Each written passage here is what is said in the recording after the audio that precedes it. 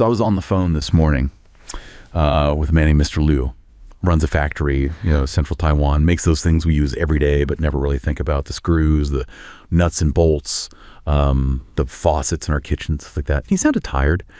And, well, it sounded scared. He told me that ever since Donald Trump announced that new 20% tariff, he and his competitors, they've been feeling this sense of, dread. His words were, they're trembling while waiting for their fate.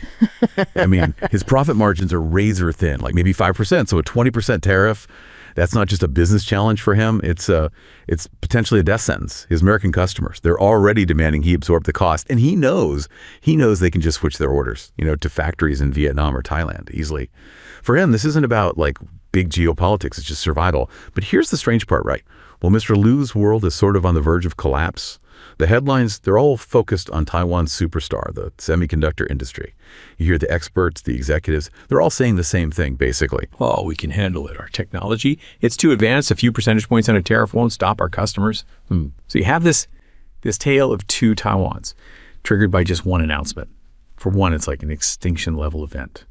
For the other, just another Tuesday. So what does this reveal about the real Taiwanese economy? And why is this one number creating such a dramatic and frankly painful split? That opening story, wow, it really sets the stage for a compelling deep dive today. We're looking at Taiwan, which is, a remarkably dynamic economy, but one that seems to be experiencing this seismic split, depending on which part of the economy you're actually in. So we're going to pull apart this divergence. First, we'll explore the sort of fading echoes of traditional manufacturing, how some parts of it are struggling or, adapting. And then we'll pivot to Taiwan's high-tech frontier, where the future is, actively being built with semiconductors and AI. It's really journeying into understanding why some industries face this existential threat, while others seem to just shrug it off. And for you listening today, it's about understanding how these forces are reshaping global trade and what it means for long-term economic resilience. It's a crucial distinction, absolutely. And to really get a handle on Mr. Liu's current predicament, we kind of need to look back. Look back at how similar shifts have played out for other traditional industries, in the past. The history of global trade actually offers some incredibly valuable parallels to what we're seeing right now. That makes a lot of sense.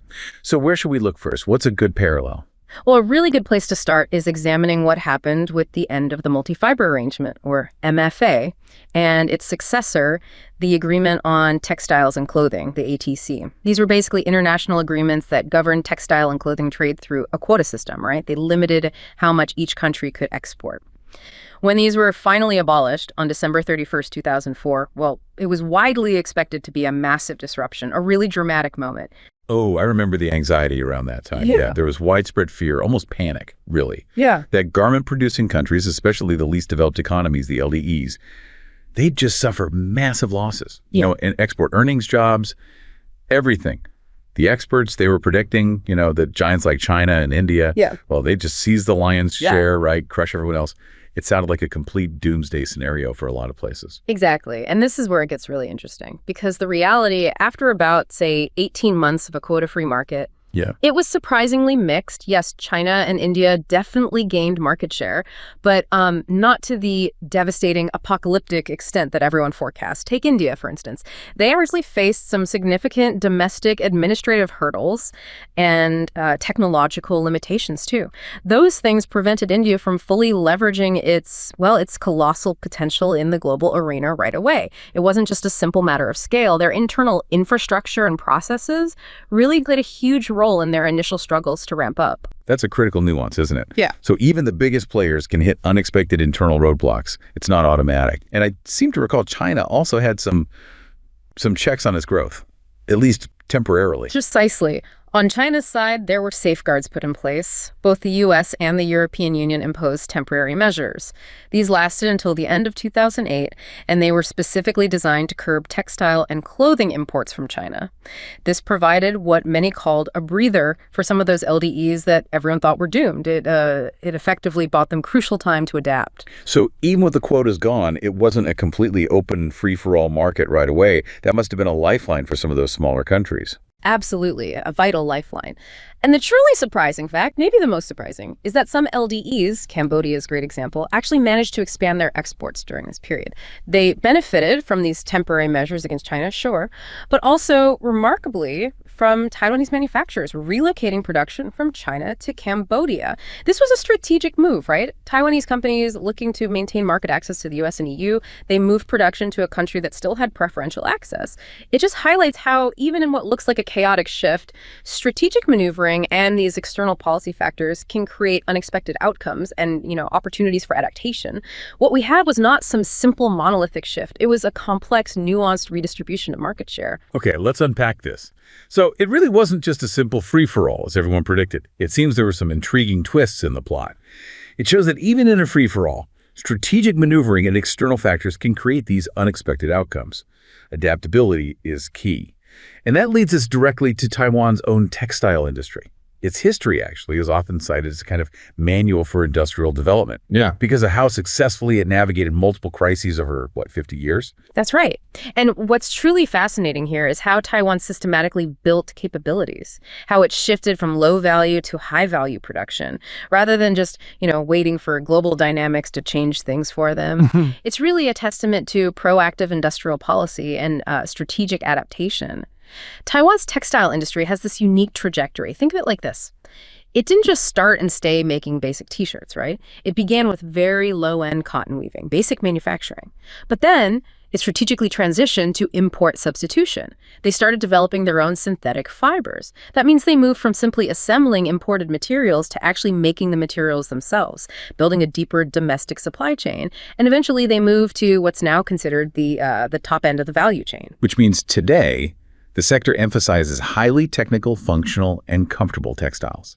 So we're talking performance wear for athletes, smart fabrics, maybe even industrial services, not just basic cotton anymore. Exactly. Performance wear, functional fabrics, industrial applications. It's a completely different game. That's a remarkable transformation, moving from just a commodity to specialization.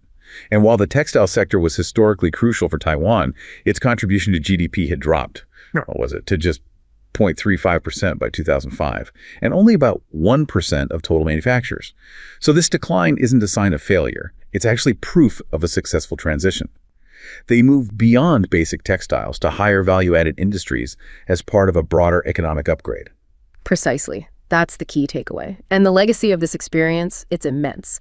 The capabilities, the lessons learned in textiles, they served as a powerful springboard, helping Taiwan expand into other manufacturing sectors and truly transform from, an agrarian, resource-poor country into the high-tech economy we see today. And crucially, this wasn't accidental. It was driven by a guiding hand from the government through a series of, frankly, shrewd policies and institutions, all designed to foster innovation and competitiveness. So this wasn't just market forces randomly playing out. Government strategy was absolutely pivotal. What kind of policies are we talking about, like early on? Well, in the early export promotion phase, say the 1950s to the 1960s, they had a very clear sort of two-pronged approach. On one hand, they implemented tax exemptions for export goods, and they offered low interest rates for export firms, made their products competitive globally. But on the other hand, and this is interesting, they coupled that with high import taxes, like an average of 46% for industrial products back in 1957. Why?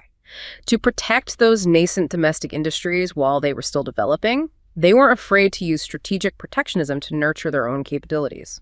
So create a kind of sheltered environment first. Let industries grow strong before pushing them onto the world stage. Smart. What came next? They followed through with significant structural reforms, really critical ones. We saw key reforms in trade and foreign exchange in 58 and 59, the statute for promoting investment in 1960, a tax-exempt warehouse and factory system in 62, and the establishment of export processing zones, the EPZs, in 1964. Yeah. These were all designed to create an incredibly favorable environment for investment, both foreign and domestic, really laid the groundwork for sustained industrial growth. Okay, so that set the stage. Then moving into the 70s, 80s, 90s, the focus shifted again, right, towards making more sophisticated goods, towards high tech. Exactly. They doubled down on deepening manufacturing capabilities and deliberately focusing on high tech. They set up key institutions like the China External Trade Development Council, SECRA, in 1970 to boost exports. And crucially, the Industrial Technology Research Institute, or ITRI, in 1974, that was for R&D. ITRI basically became a national lab for innovation. Then the Hsinchu Science Park, established in 1980, became this beacon for high-tech industries, attracting and nurturing cutting-edge companies. And the statute for promoting industry improvement in 1991 further professionalized businesses and encouraged growth across different sectors. These weren't just bureaucratic moves, They were deliberate attempts to seed and nurture that high-tech future. And a really key aspect, one that shaped Taiwan's unique economic structure, was its focus on smaller businesses, right? Not just the big guys. Yes, that was a very deliberate choice. To ensure broad-based development, the government focused on fostering small and medium enterprises, SMEs. They passed the statute for developing small and medium enterprises, so support wasn't just channeled to large corporations. And even now, in the 21st century, the government continues to encourage SMEs, encourages them to focus on, say, product segmentation with mainland China, leverage electronic access to government resources, integrate public and private resources, support local industry development, embrace e-commerce. It's about empowering a really wide range of businesses to find their niche and compete effectively. And alongside that broad support, there was specific support for the textile industry itself, even as it was evolving. Absolutely. The Ministry of Economic Affairs adopted specific regulations, things like the Cotton Weaving Improvement and Cooperation Program and the tax refund regulation for export goods back in the 1960s. These directly targeted the textile sector's needs at the time. They weren't hands-off. They were actively shaping the industry's competitiveness. And two key institutions seem to really stand out for their impact on textiles over the long haul. Indeed. You had the Textile Expansion Committee, which handled the day-to-day stuff administration, quota distribution, marketing, kept things running smoothly. But for long-term growth and innovation, the Taiwan Textile Research Institute, TTRI, was absolutely critical. It started as just a testing center back in 1959, but it evolved dramatically from the 1980s onwards to focus heavily on R&D. Its current R&D focus. It's all on high-value, technical, functional, and comfortable textiles. Things like far-infrared fabrics, anti-static, UV-cut, electromagnetic shielding, antibacterial, even nanotextiles. TTRI offers technical guidance, training, testing, industrial services. It has ambitions to be a leading international R&D hub, especially for other Asian countries. This kind of proactive, long-term strategic investment in innovation is such a stark contrast to simply competing on low wages. It's a blueprint for how traditional manufacturing can strategically upgrade, diversify, and mitigate those external shocks we talked about. That's an incredible story of strategic evolution and really targeted government support. But as we saw earlier, the end of the MFA didn't impact everyone uniformly. So did other countries manage to follow Taiwan's manual, so to speak? Or did they learn some harder lessons, maybe lessons Mr. Liu might relate to today? Well, their journeys definitely offer a mixed bag of fortunes, and they really illustrate the universal challenges of adapting in that quota-free world. Take South Korea, for example. Their textile and clothing industry, which was once its third largest in terms of trade surplus by 2002, it lost substantial ground. And the core reasons were quite clear looking back. They remained primarily stuck in basic production and OEM segments, original equipment manufacturing. They neglected investment in diverse, high-value-added products, and they proved kind of inflexible when it came to evolving fashion trends. So similar perhaps to what Mr. Liu might be facing staying in that low-margin basic production game. What was Korea's strategic response then? How did they try to adapt? Well, facing rising domestic wages and production costs, which is a common story, South Korean companies started scaling down their domestic garment production, and they expanded offshore capacity through foreign direct investment, FDI moving production elsewhere. But their strategic response, their big pivot, was to move up the value chain to what they called the planning function. This covers everything from design and material sourcing to quality control, logistics, even retail distribution, essentially becoming brand managers and strategists rather than just producers. They also gained critical expertise in managing those offshore factories effectively. There was a notable initiative, the Daegu Milano project, launched back in 1998.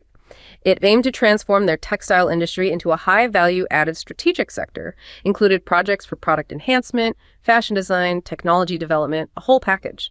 Their future vision really is to transition from being production-centered to being planning and sales-based, developing their own high-value added trademarks, learning from global fashion leaders like the US, Italy, France, and strategically using offshore production. It's a long-term, comprehensive pivot towards intellectual property and brand value, away from just making things. A clear path from producer to strategist. Interesting. What about the Philippines? Did they manage similar strategic shifts, or did they face different hurdles? The Philippines faced really significant vulnerabilities, especially because their garment industry contributes only about 30% value added to its exports. This is largely because they rely so heavily on imported textiles, yarns, machines, the inputs, which means they're effectively just assembling components rather than producing them from scratch, which really limits their profit margins. Their labor costs were also significantly higher than key competitors like China or Vietnam at the time, yet productivity remained low. And instead of investing in productivity enhancements, employers often opted to casualize labor use, temporary contracts, things like that, just to keep costs down. A short-term fix with really long-term consequences for competitiveness. And they were heavily dependent on quotas, right? So the end of the MFA must have hit them particularly hard. Indeed. Historically, something like 80% of their garment exports went to those quota-protected markets, the US, EU, Canada. So post-MFA, the industry's share of global output was projected to shrink drastically. They also face other challenges. Long turnaround times, a lack of a developed domestic textile industry to supply inputs, and extreme vulnerability to foreign buyers just relocating orders if costs go up. And ironically, their own domestic market is flooded by foreign-made apparel, further squeezing local producers from both ends. Now, they do have adaptation efforts. There's a tripartite agenda calling for renewal, modernization, worker retraining. And some firms are shifting to higher value-added segments, producing for international brands like Gap and Polo. But their deep structural challenges remain immense. The key lesson there, I think, is that relying heavily on imported inputs and cheap labor without also investing in productivity and building local content, well, it creates deep, lasting vulnerabilities. A really tough situation there. How did Indonesia fare, especially thinking about the aftermath of the Asian economic crisis in the late 90s? Did they manage to upgrade? Indonesia experienced a period of, post-crisis stagnation in its garment exports, primarily due to falling competitiveness and that intense competition from lower-cost producers, China, Vietnam, India, Bangladesh. A mandatory minimum wage policy was implemented, but without a corresponding rise in labor productivity, which just increased their unit labor costs. And like the Philippines, that dependence on imported fabrics led to delays and higher costs. However, Indonesia also boasts pretty high product diversification, and they often use the latest machinery, which is a plus. And Bali's garment industry, actually, is a notable success story within Indonesia. It's characterized by these rural-based small and micro enterprises, largely indigenous-owned. Their success stemmed partly from direct interaction with foreign buyers, often tourists initially, who provided crucial information, technical assistance, managerial help, often on a for-profit basis. This led to high efficiency and product quality, often using domestic materials. It sort of fostered this self-replicating cycle of technological improvement. It shows that sometimes grassroots innovation and direct market connection can bypass traditional industrial development models. Though recommendations still urged raising productivity, design, and local content nationally. That's a fascinating, almost organic model of development coming out of Bali. Very different. What about Mauritius? The African miracle that transformed its economy from sugar.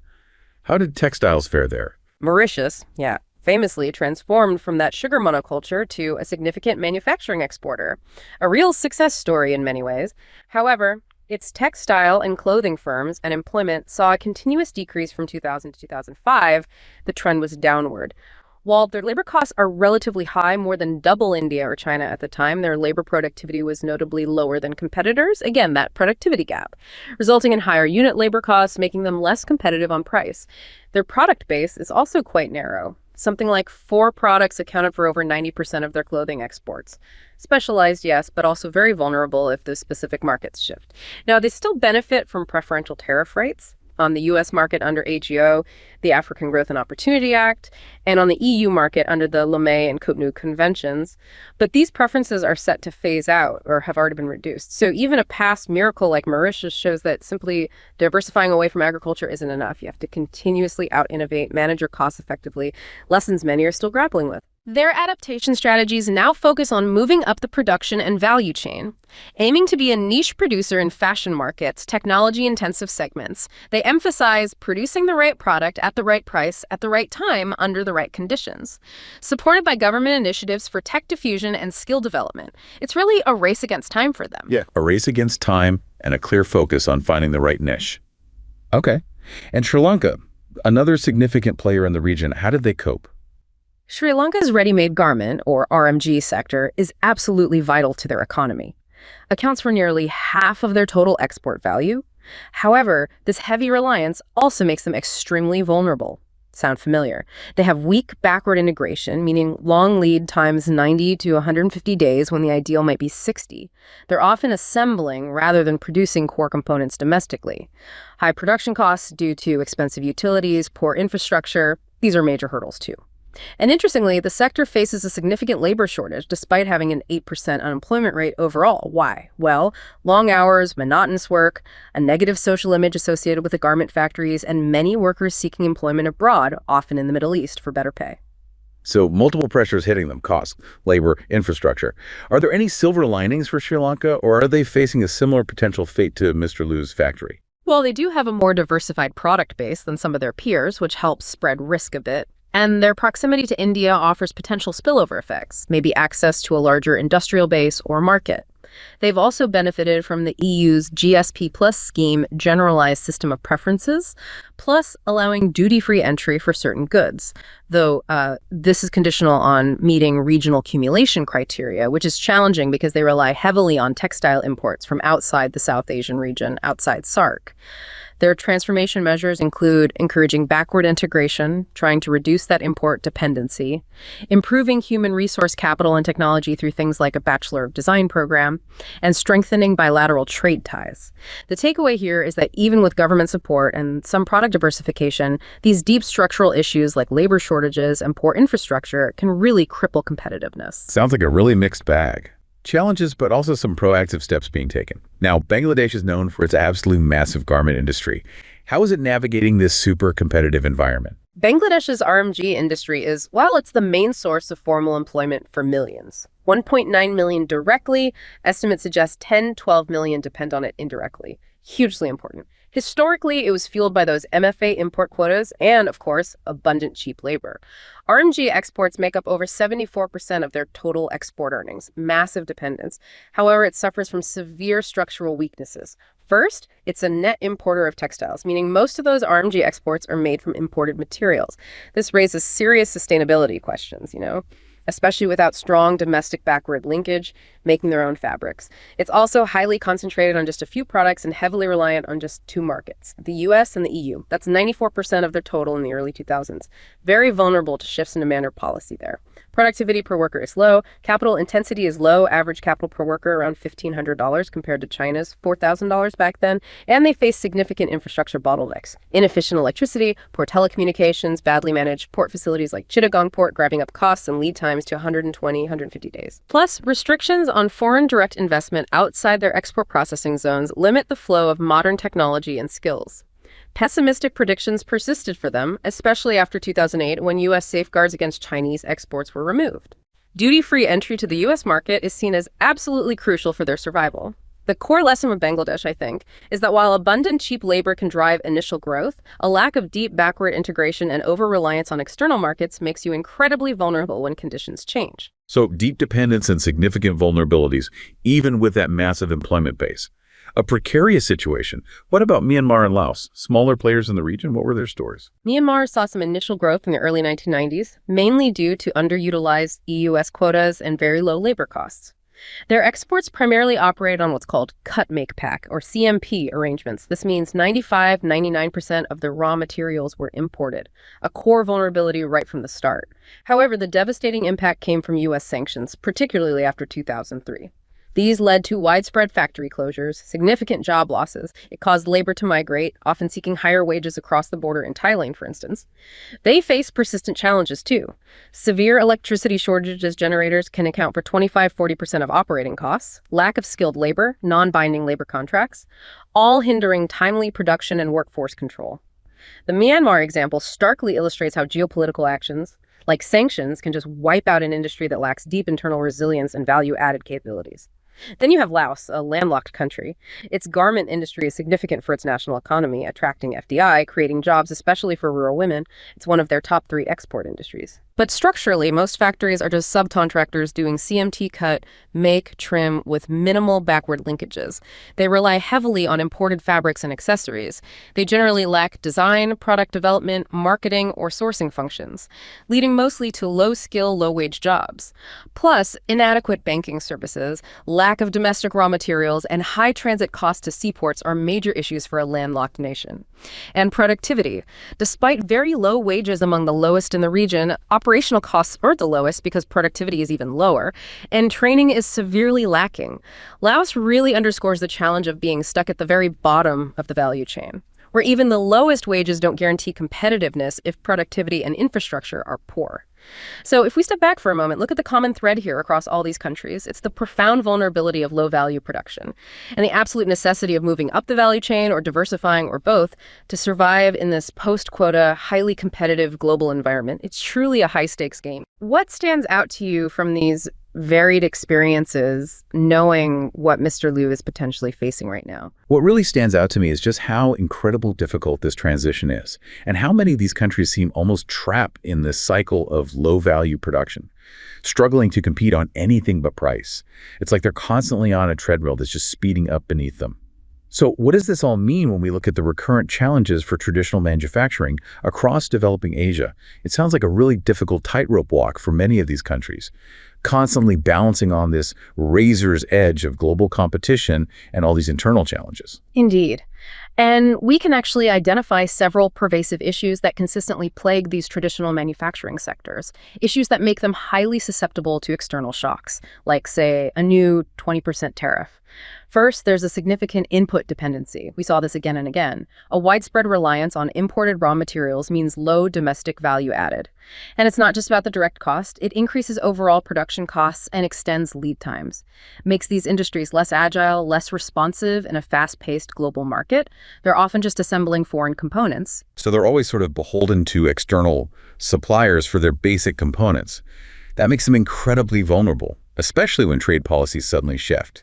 And you mentioned low productivity earlier. That seems critical. Yes, the productivity gap is absolutely critical. Low labor productivity often completely negates the advantage of otherwise low wages.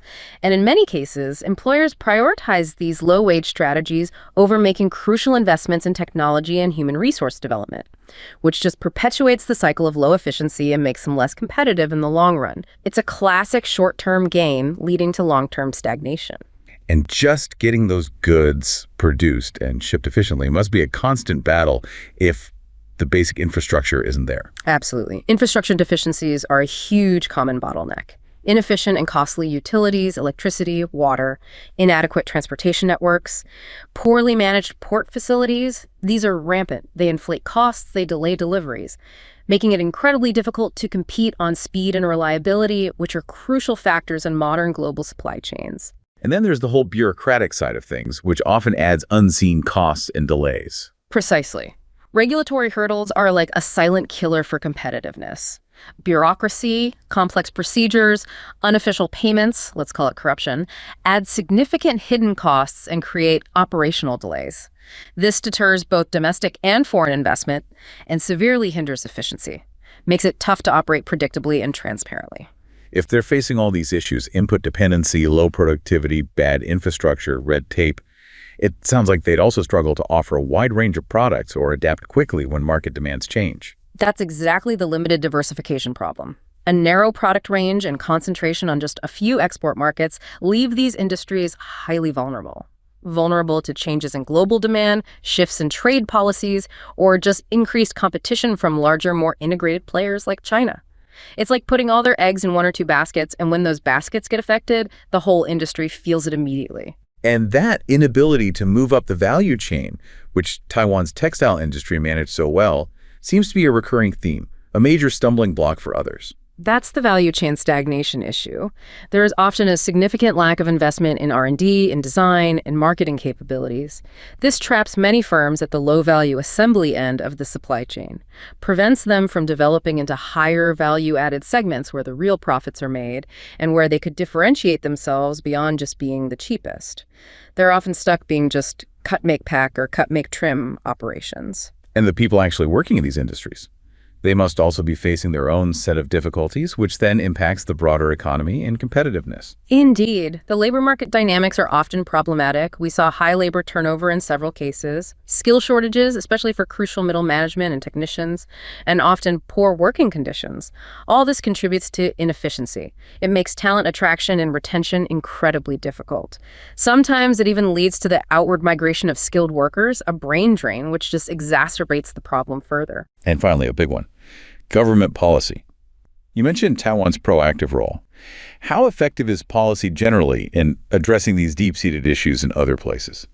Yes, government policy gaps are often a major factor. While policies might exist on paper, their effective implementation, their coordination across different ministries, and their responsiveness to dynamic global changes, these are often lacking. This means they fail to provide adequate safety nets or the necessary sustained support for real industrial transformation, leaving businesses to basically flounder when faced with major shocks. So what you have, as you said, is this difficult tightrope walk for many of these countries, constantly balancing on a razor's edge of global competition and all these internal challenges, a tough environment, a really tough environment. And it makes Mr. Li's concerns entirely understandable, especially if his specific sector hasn't fully made that transition up the value chain. It certainly does paint a stark picture. But now, let's completely shift gears. Let's turn to the other side of Taiwan's economic coin. Because while Mr. Liu's world is teetering, Taiwan's high-tech frontier, specifically semiconductors and AI, seems not just surviving, but actually thriving, almost, well, unaffected by these same kinds of pressures. Right, and this raises that important question. How does this high-tech resilience contrast so sharply with the struggles we've just spent time discussing in the traditional sectors? It's almost like two different economic universes existing side by side on the same island. Taiwan has, without a doubt, firmly established itself as a global leader in multiple high-tech sectors. Their advanced semiconductor industry, I mean, it's the backbone of so much of the world's technology. Oh, yeah. And they're increasingly making huge waves in the burgeoning field of artificial intelligence. And, this isn't just about economic growth anymore. It's about national security. It's about resilience in a deeply contested global environment. Taiwan is strategically leveraging these strengths. And we're seeing continuous, absolutely massive investment in this area, which really underlines its strategic importance. Taiwan Semiconductor Manufacturing Co., TSMC, a key global player, but maybe the key player they plan to begin construction of 4 new 1.4 nanometer wafer manufacturing plants, Fab 25 they're calling it. That's in the Central Taiwan Science Park starting later in 2025. And the goal, to officially launch production of 2 nanometer semiconductor wafers by late 2028. This isn't just keeping up. This is pushing the absolute bleeding edge of what's technologically possible. What does a 2 nanometer chip even do that, say, a 10 nanometer chip couldn't? What's the leap? That's a great question, because the numbers sound small, but the leap is monumental. Moving from, say, 10 nanometer down to 2 nanometer isn't just a small step. It's an exponential leap in capability. It means packing vastly, vastly more transistors into the same tiny space, which leads to chips that are exponentially more powerful, much more energy efficient, and more compact. These are the engines that will power the most advanced AI models, high-performance computing, the next generation of smartphones, critical military applications, you name it. It's really the difference between a powerful computer from a few years ago and the kind of processing power needed for things like real-time AI decision-making, or even getting closer to practical quantum computing applications.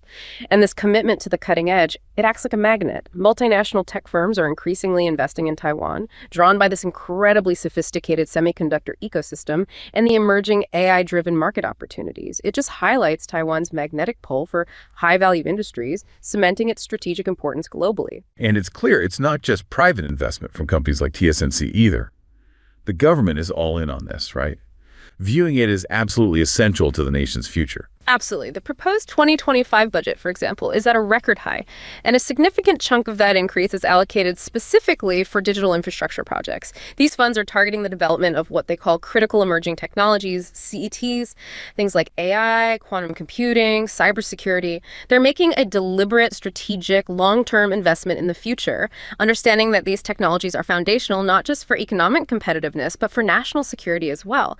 So while Mr. Liu's factory struggles with a 20% tariff on relatively basic goods, TSMC's planned 2-nanometer production represents a level of technological advancement that very few, if any, competitors globally can replicate. This makes them indispensable to global supply chains. It gives them a resilience, a pricing power that low-margin basic manufacturing simply doesn't possess. It's that fundamental difference between being essentially a commodity producer and being a strategic, almost irreplaceable partner in the global tech ecosystem. And speaking of strategic partners, that leads us right into the next big piece. How Taiwan is navigating this whole reconfiguration of global supply chains. Because like you said, this isn't just about tariffs anymore. It feels like a fundamental rethinking of where things are made and why, driven by geopolitics, this desire for self-reliance. What are the big forces driving these changes beyond just tariffs? That's a crucial point, because the global supply chain structure is under immense pressure to reconfigure and reform. And it's not just a recent thing, it's been building. It's driven by several interconnected factors that have kind of snowballed over time. First, you had rising production costs in China, starting way back in the early 2000s, actually. That began to make China less attractive for certain types of manufacturing that had previously flocked there, seeking the lowest cost. That was the initial economic shift. Right. The ground was already shifting. Then came the geopolitical shockwaves that really seemed to accelerate everything. Exactly. The U.S.-China trade war, kicking off seriously post-2018, forced supply networks to adapt dramatically, almost overnight in some cases. Companies started scrambling to circumvent punitive tariffs by finding alternative, non-Chinese supply sources and relocating assembly lines away from the battlefield, so to speak. It was a major push for businesses to de-risk their operations, to avoid getting caught in that political crossfire. And if that wasn't enough disruption, the COVID-19 pandemic hit. And that really accelerated the process again, didn't it? Highlighting all sorts of vulnerabilities. It absolutely did. The pandemic starkly highlighted critical vulnerabilities in these highly concentrated, just-in-time supply chains, especially when a single region or even a single factory shutting down could disrupt global production of essential goods. This significantly increased the demand for supply chain resilience and diversification, often prioritizing it over pure cost efficiency. It led to a much more cautious approach to sourcing and production globally. So by around 2021, the pressure for reform reached new heights, driven by this powerful new concept, or at least a newly emphasized one. Yes. Both the U.S. and the European Union began explicitly emphasizing strategic autonomy, which is basically a focus on achieving independence in key technologies and promoting reshoring, bringing production back home, or friendshoring, diversifying production to allied or friendly nations. This really ushered in a major restructuring of global supply chains, a complete paradigm shift away from just-in-time, lowest-cost models towards more secure, resilient networks. What's kind of ironic and quite revealing is that China itself has been a pioneer of this kind of strategic autonomy policy for years, hasn't it? It truly is ironic, yeah. China has viewed independence in key technologies as a crucial national goal for a long time. Look at their Made in China 2025 policy, or their massive investments like the IC Industry Investment Fund, that semiconductor fund. It saw an initial RMB 140 billion, then another RMB 200 billion, like US $31.6 billion in 2018. They were actively trying to achieve self-sufficiency in critical areas like semiconductors precisely to reduce their own vulnerabilities to external pressure. And while they haven't fully met those super ambitious targets, that internal drive for autonomy within China must still create a complex dynamic for everyone else, especially for global semiconductor manufacturers like Taiwan caught in the middle. Precisely. While China fell short of its, say, 40% self-sufficiency target for ICs, by 2020 they achieved something like 16.5%, partly due to bottlenecks and U.S. export controls. The pressure is still on. The pressure on global semiconductor manufacturers like Taiwan is undeniably mounting from multiple directions, and this highlights a kind of dual strategy for Taiwan. On one hand, they need to leverage their critical role in global supply chains as a strategic partner, making themselves indispensable. But on the other hand, it underscores the imperative for their own economic diversification and industrial upgrading strategies, exploring new markets, fostering innovation, all to build that long-term resilience against these shifting global trade policies and geopolitical winds. Okay, so given these ongoing U.S.-China tensions and Taiwan's historical dependence on offshore manufacturing in China, many Taiwanese firms with production bases there have had to implement what you called hedging solutions. What does that actually look like on the ground? What are they doing? Well, these hedging strategies involve primarily a significant diversification of production bases away from just China. For many firms, ASEAN countries, places like Malaysia, Thailand, Vietnam, have become really popular alternatives. The ratio of Taiwanese production in ASEAN actually doubled between 2016 and 2020, and it increased 53% year on year in 2020 alone. Huge shifts. Production in North America, to specifically Mexico and the US, and in Europe, has also substantially increased. This signals a very clear trend of supply chain readjustment, moving away from an over-reliance on a single production hub, China, towards a more distributed, resilient model. But despite these shifts and all the geopolitical pressures, it sounds like Taiwanese firms aren't completely abandoning China, are they? It's more nuanced. No, not entirely. It's definitely more nuanced than a complete decoupling. A significant portion of Taiwanese investment still flows into China's domestic supply network. For instance, it was about 20% of total Taiwanese investment in China in 2019, which was actually up from 10% back in 2007. This indicates there's still continued commercial viability there for many businesses, especially those serving China's massive domestic market. You can't just ignore it. Even TSMC, despite its global expansion to the US, Japan, Germany, they're still building a new $3 billion production facility in Nanjing, China. So it's not a complete break, it's a strategic rebalancing. It's about building resilience and minimizing risk through diversification, which is a very, very different game than simply optimizing for the lowest possible cost, the game that Mr. Liu's factory, unfortunately, seems still caught in. That dual strategy makes a lot of sense. Hedging bets in a really uncertain world. Okay, now let's explore how Taiwan's public sector strategy actively supports this high-tech growth and resilience. It sounds like the government isn't just reacting to these global shifts, it's proactively trying to shape the future. How are they doing that? Well, it's a prime example of strategically leveraging your strengths, as we discussed. A key public sector action has been the government's concerted effort to attract investment back home, to onshore capabilities. They launched a 3-year action plan for welcoming overseas Taiwanese businesses to return to invest in Taiwan, running from 2019 to 2021.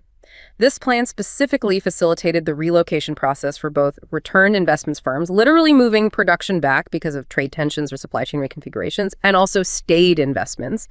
Those are companies that might have originally planned to invest outbound, maybe in China or elsewhere, but decided instead to stay and invest in Taiwan, often upgrading their facilities.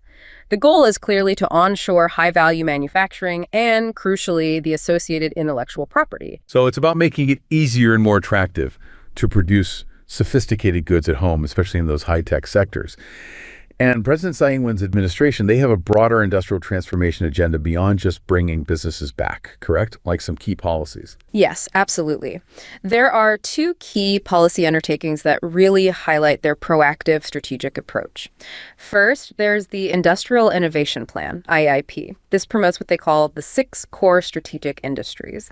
These include advanced semiconductors and AIoT, artificial intelligence of things, cybersecurity, precision health, defense and strategic industries, green and renewable energy, and industries related to national stockpiles. The objective is to strategically transform industrial innovation across the board, making Taiwan a leader in these fields deemed critical for the future.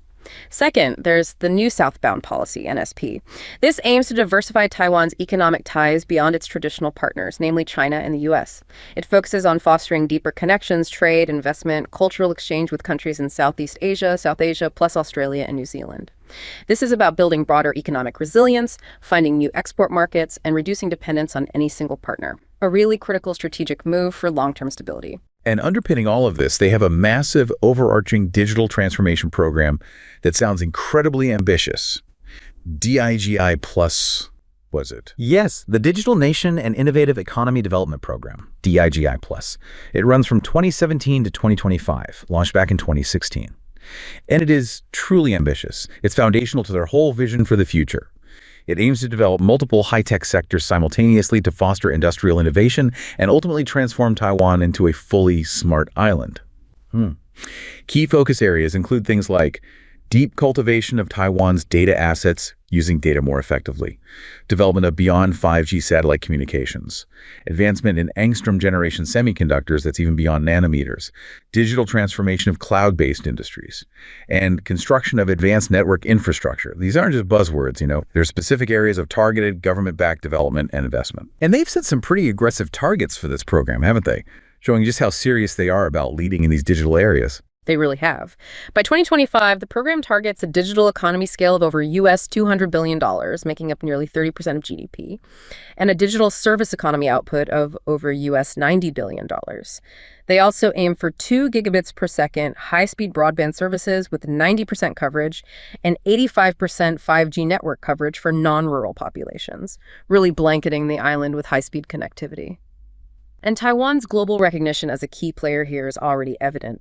They ranked 9th overall in the 2023 Global Digital Competitiveness Index and ranked first globally in 5 individual indicators within that index. Again, this isn't just about economic growth. It's deeply intertwined with national security and resilience in this very contested global environment. Taiwan is strategically leveraging every strength it has. Now, to achieve all this, especially in such cutting-edge field, they must be investing heavily in their workforce, right? You can't have advanced tech without advanced talent. What are they doing there? Absolutely critical point. Recognizing the need for a highly skilled workforce in these priority areas, Taiwan has taken very concrete steps in talent development. In 2021, they passed the Act on National Key Fields Industry University Cooperation and Skilled Personnel Training. This legislation provides crucial flexibility for universities. It allows them to secure funding and create specialized training programs through public-private partnerships, working directly with industry. And also in 2021, 5 brand new graduate schools specifically for advanced technology or semiconductor research were established in top-tier universities across Taiwan. These were set up as joint collaborations with the private high-tech sector itself. This ensures a steady pipeline of specialized talent, directly addressing that core need for human capital in these strategic industries. They're building the workforce for the future they envision. And with all this digital transformation and Taiwan's strategic importance in tech, cybersecurity must be an absolutely massive concern for them, especially given their geopolitical position. It's critically important, maybe more so for Taiwan than almost anywhere else. Its geographical position makes it a constant, frequent target. They receive an estimated 30 million cyber attacks per month. That was the figure for 2022. Astonishing. It effectively serves as a testing field for sophisticated advanced persistent threat, or APT, attacks, often state-sponsored. And cybercriminals are increasingly targeting private industry, too, by exploiting loopholes in smart manufacturing supply chains or the low latency in new 5G networks. Consequently, cybersecurity has become a key area, not just for defense, but for maintaining industrial competitive advantage. The Ministry of Digital Affairs, MODA, is pressing hard for first-class cybersecurity capabilities across defense, critical infrastructure, the semiconductor industry, and telecommunications. MODA's 5G private network project, for example, which we mentioned, specifically requires applicants for licenses to include robust cybersecurity maintenance plans from the outset. Security is being baked in, not bolted on. Beyond semiconductors and cybersecurity, which are obviously huge, are there other emerging digital economy opportunities they're actively pursuing as part of this broader national strategy? Definitely. It's quite broad. The National Science and Technology Council, NSTC, proposed a nearly US $5 billion budget just for technology development in 2025. That money is aimed at assisting industries in adopting digital technologies across the board, achieving net zero emissions goals, strengthening communication networks, and developing advanced healthcare solutions using AI.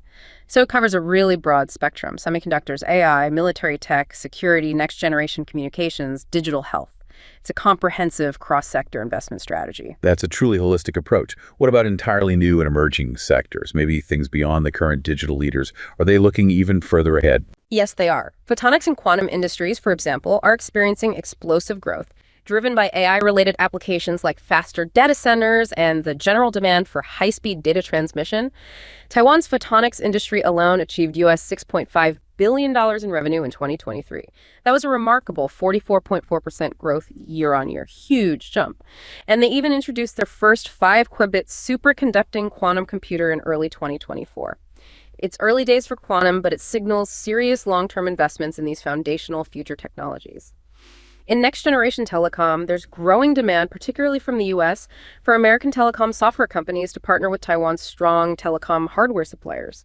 The idea is to create new 5G joint solutions, especially for Open RAN applications, open radio access networks, that combine U.S. software innovation with Taiwan's hardware manufacturing prowess for export globally. And finally, fintech growth is another major focus. Financial institutions are investing heavily in areas like information integration platforms, cybersecurity for finance, regulatory technology, RegTech, intelligent wealth management using AI, and digital assets. The Financial Supervisory Commission, the FSC, released their FinTech Roadmap 2.0 in August 2023 to actively encourage innovation and set clear guidelines for technology adoption in the financial sector.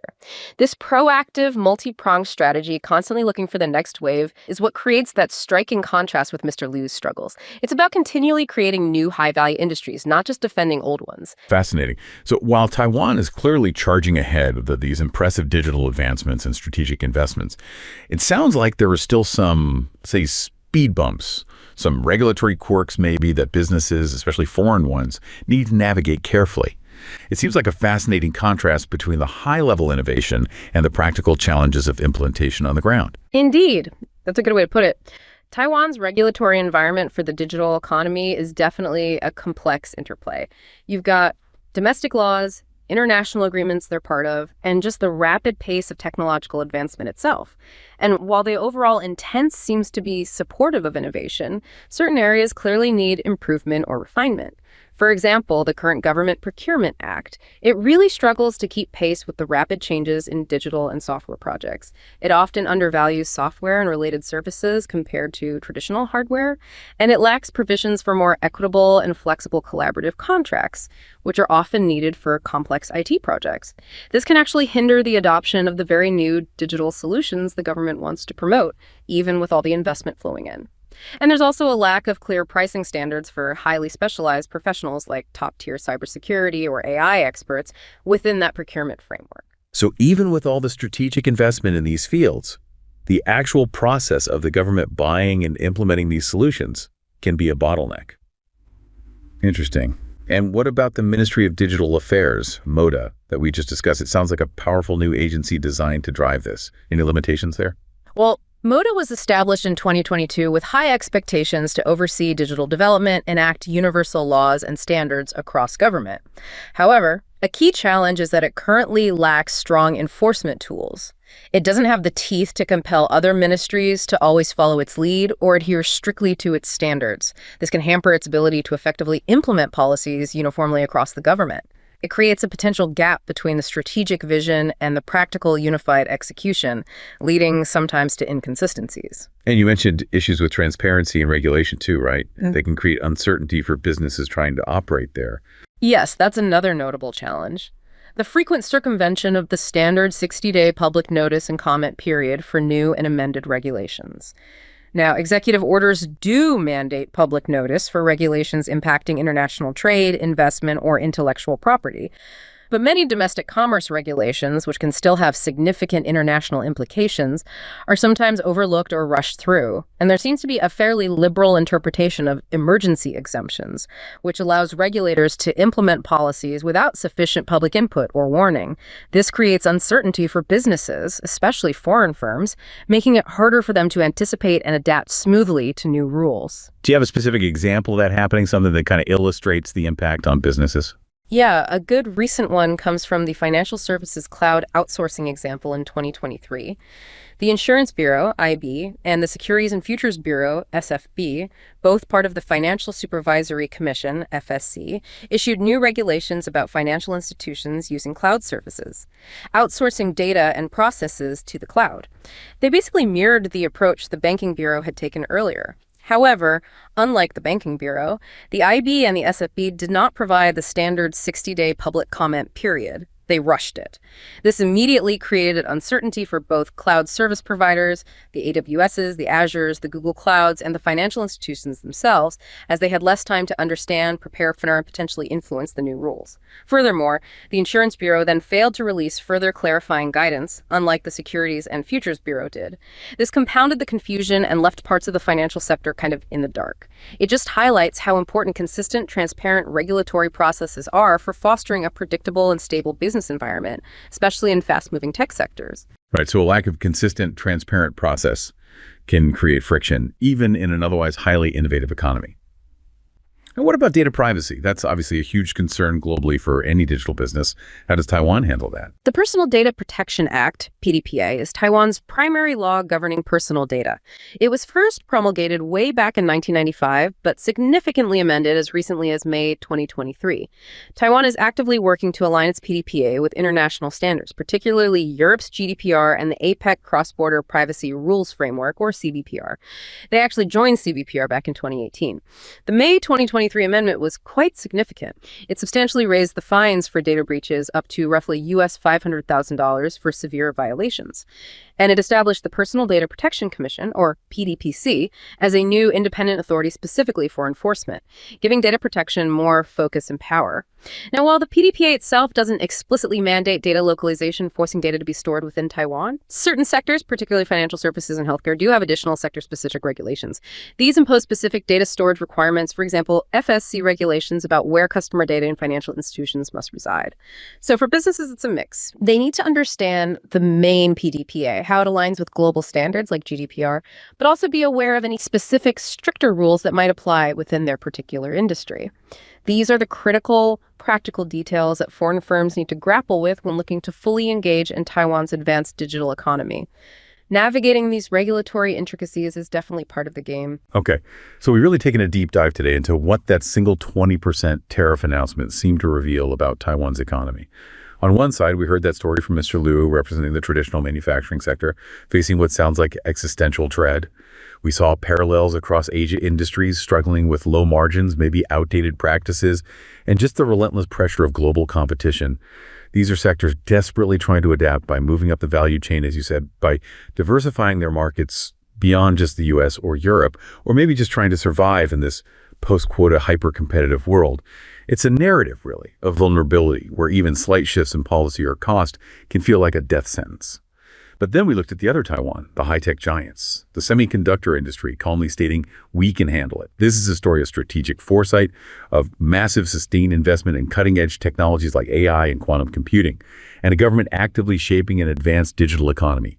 It's a narrative of resilience, isn't it? Where economic policy is deeply intertwined with national security and its ongoing quest for strategic autonomy in a really challenging global landscape. Taiwan seems to be strategically leveraging its critical role in global supply chains to secure its economic future. This stark split, this tale of two Taiwans, is such a powerful microcosm of the broader shifts happening in the global economy right now. It's really a testament to how profoundly a single number, a single policy change can unravel such disparate fates within the same vibrant, complex economy.